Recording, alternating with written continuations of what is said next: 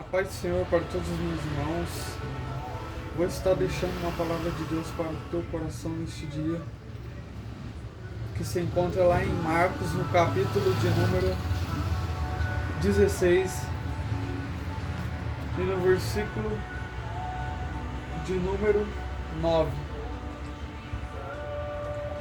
E Jesus, tendo ressuscitado na manhã do primeiro dia da semana, apareceu primeiramente a Maria Madalena, da qual tinha expulsado sete demônios. E partindo ela, anunciou àqueles que tinham estado com ele, os quais estavam tristes e chorando. E ouvindo eles que vivia e que tinha sido visto por ela, não o creram.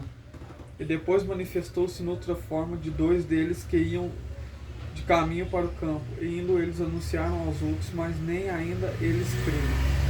Amém? Amém. Essa passagem aqui ela é bastante conhecida, né? A qual vem nos falar de quando Jesus ressuscitou, que ele foi morto, como todos conhecem a história, eles foram mortos pelos fariseus, publicanos daquela época, mas ele disse que iria morrer. Mas o que ele falou também? Que ao terceiro dia ele iria ressuscitar. Aleluia. Muitos não acreditaram em Jesus, como disse na palavra aqui. Alguns não creram, mas a palavra se cumpriu. Ele morreu e ele ressuscitou.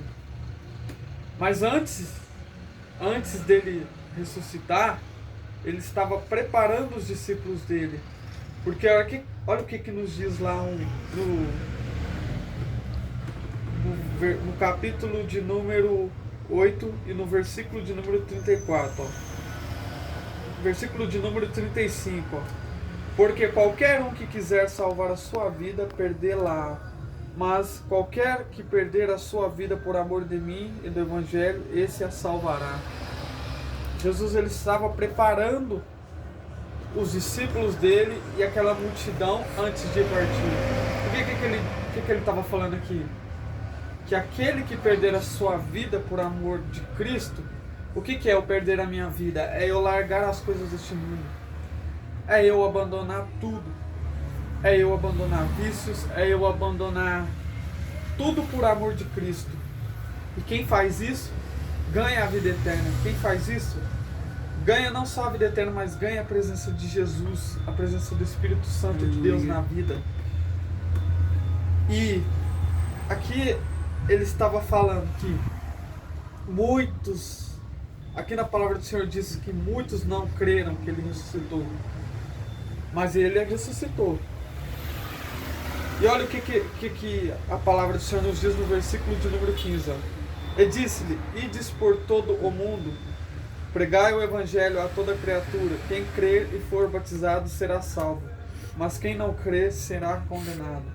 Estes sinais seguirão aos que creem em meu nome: expulsarão demônios, falarão novas línguas, pegarão nas serpentes, e se beberem alguma coisa mortífera não lhe fará mal, não lhe fará dano algum, e porão as mãos sobre os enfermos e os curarão. Ora, o Senhor, depois de lhes ter falado, foi recebido no céu e assentou-se à direita de Deus. Aleluia. Jesus até hoje ele está sentado à direita de Deus, intercedendo pela minha e pela tua vida, para que um dia nós também podemos estar lá junto com ele nos céus. Para isso que nós fomos criados, para isso que nós fomos feitos, para louvar ao nome do Senhor, para entronizar louvores ao Deus dos deuses. E o que diz nesse versículo de número 15? Não simplesmente para nós glorificarmos a Deus, mas também para fazer o que diz no versículo de número 15. Ir por todo mundo e pregar o Evangelho. Se nós pregarmos o Evangelho, Deus simplesmente ele não vai salvar só a vida daquela pessoa que você pregou, mas ele vai salvar a sua vida também. Aleluia. Porque você vai estar fazendo a vontade de Deus, de Aleluia. Jesus. Porque o que Jesus falou em certa feita? Que aquele que faz a minha vontade, estes são meus irmãos e minhas irmãs. Mas aquele que não faz a vontade de Jesus, não tem parte com Jesus. Aleluia. Todos nós somos criados por Deus, mas aquele que faz a vontade de Deus realmente são os filhos de Deus.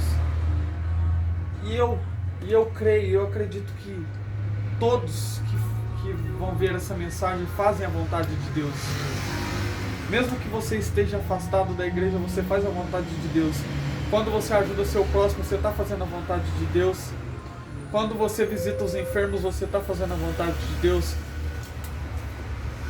Quando você cumpre um dos menores mandamentos que Jesus deixou, você está fazendo a vontade de Deus. Porque quando você faz um desses menores mandamentos, você está cumprindo a vontade de Deus.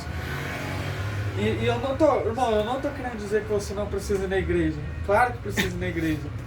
Porque na igreja é o lugar que nós prestamos o nosso corpo a Deus. É o lugar onde nós vamos lá simplesmente com o propósito de louvar e glorificar o nome do Senhor. É ali quando você tira um tempo para Deus, para falar com o Pai. E essa foi a palavra que Deus colocou no meu coração. Que você guarde essa palavra, amém? Amém.